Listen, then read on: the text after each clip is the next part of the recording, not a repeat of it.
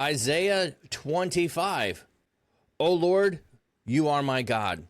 I will exalt you in praise. I will extol your fame, for you have done extraordinary things and executed plans made long ago, exactly as you decree. Indeed, you have made the city into a heap of rubble, the fortified town into a heap of ruins. The fortress of the foreigners is no longer a city. It will never be rebuilt. So a strong nation will extol you. The towns of powerful nations will fear you, for you are a protector for the poor, a protector for the needy in their distress, a shelter from the rainstorm, a shade from the heat. Though the breath of tyrants is like a winter rainstorm, like heat is in a dry land. You humble the boasting foreigners, just as the shadow of a cloud causes the heat to subside, so he causes the song of the tyrants to cease. The Lord of heaven's armies will hold a banquet for all the nations on this mountain.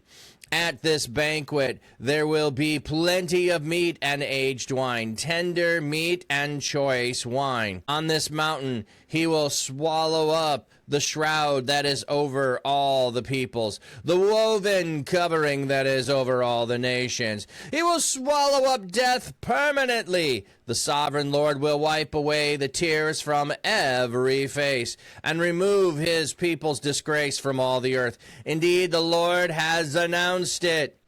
At that time, they will say, "Look, here is our God. He waited for them and he delivered us.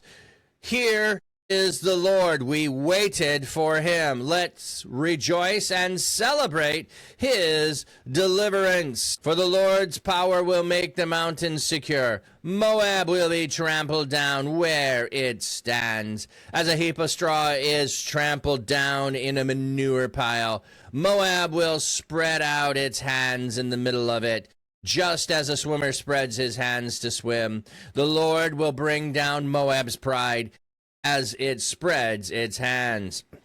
The fortified cities along with the very tops of your walls, he will knock down. He will bring it down. He will throw it down to the dusty ground. At that time, this song will be sung in the land of Judah. We have a strong city. I started a new one. Sorry, I went into the next chapter. Missed that. Okay, pause there.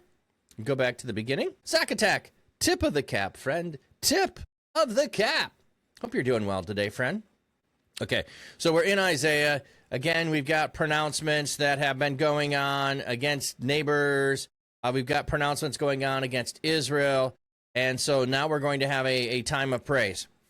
You are my Lord. You are my God. I will exalt you. I will exalt your fame. For you have done extraordinary things and executed plans made long ago, exactly as you decree.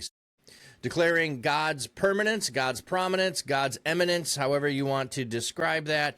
He made plans long ago, and now they are coming about. So nothing could thwart his plans. Isaiah 25 here is exclaiming praise to God.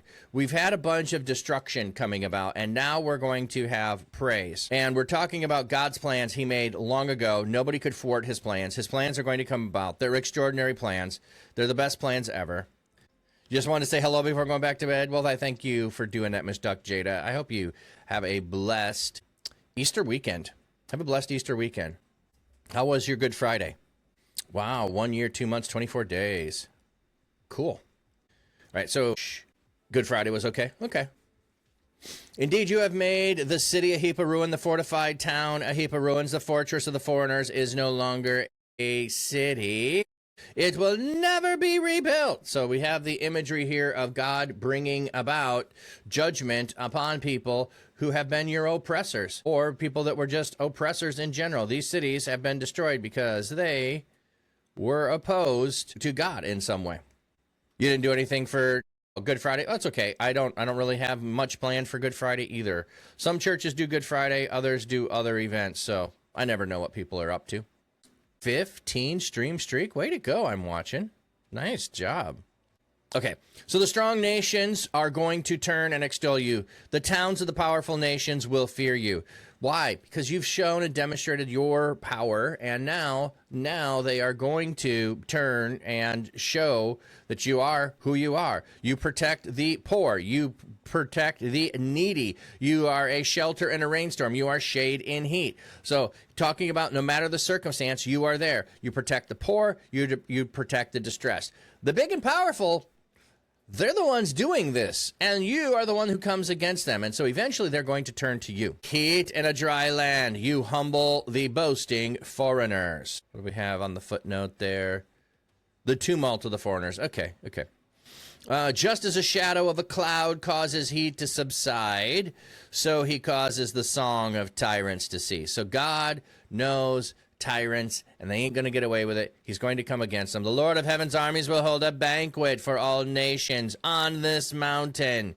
At this banquet, there will be plenty of meat and aged wine, tender meat and choice wine. So we're going to have the best, the very best. Nobody's ever had a better banquet. The Lord of heaven's armies is going to do it, and it's going to be on this mountain. Mount Zion in Jerusalem. Yes, that's going to be the reference to it. Not that Isaiah is there, but the declaration of the song is going to be for that. On this mountain, he will swallow up the shroud that is over the people. What do we have here with the shroud? The face of the shroud over all the nations. Some amend the second to a passive participle that is wrapped. Instead of being over, it's wrapped. Okay. But a shroud, so it's a covering. The woven covering that is over all the nations. He will swallow up death permanently. So is death the shroud that is over? You have a shroud when someone is passed away, you put a shroud over them. These nations have come against God. They are doomed for death, and so he will remove death. The sovereign Lord will wipe away the tears from every eye. He will remove the people's disgrace from all the earth. Indeed, the Lord has announced it.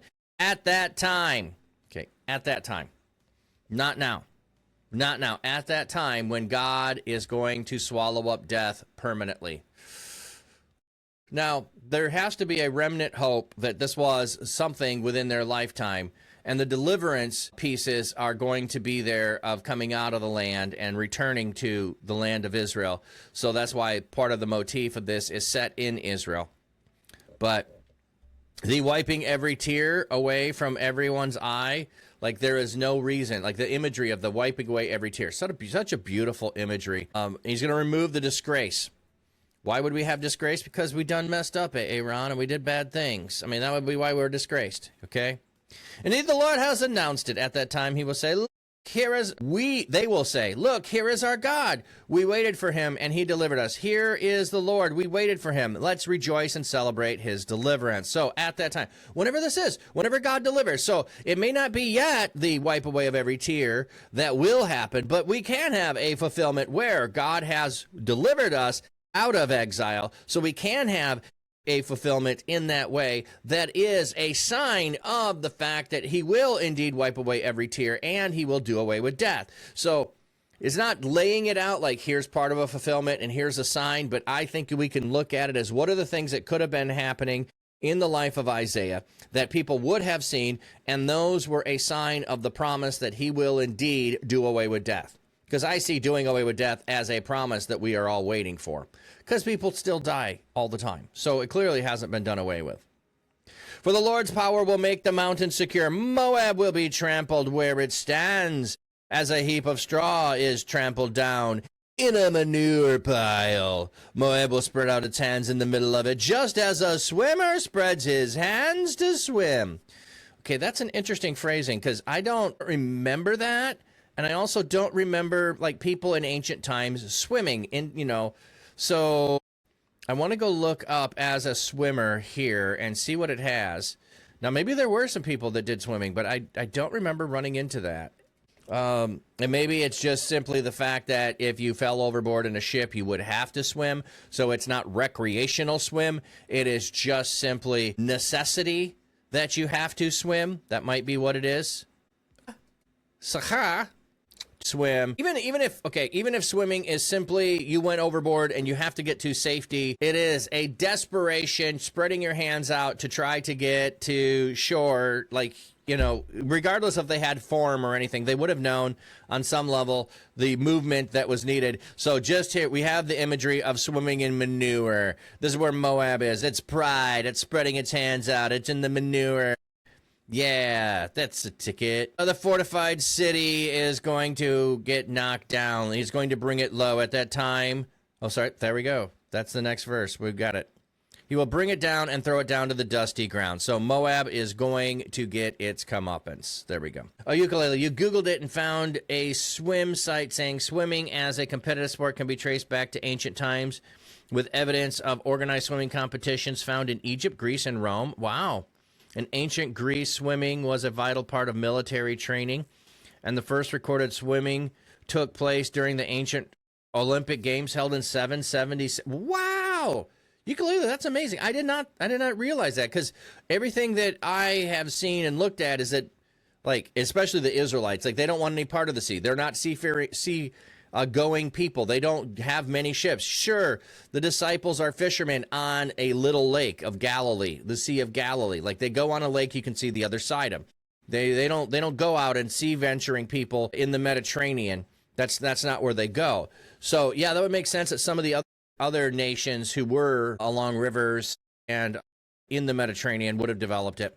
I just never ran into it. So I guess I just had that thought that nobody wants to go in the water if they don't have to. So cool. All right. We'll keep going.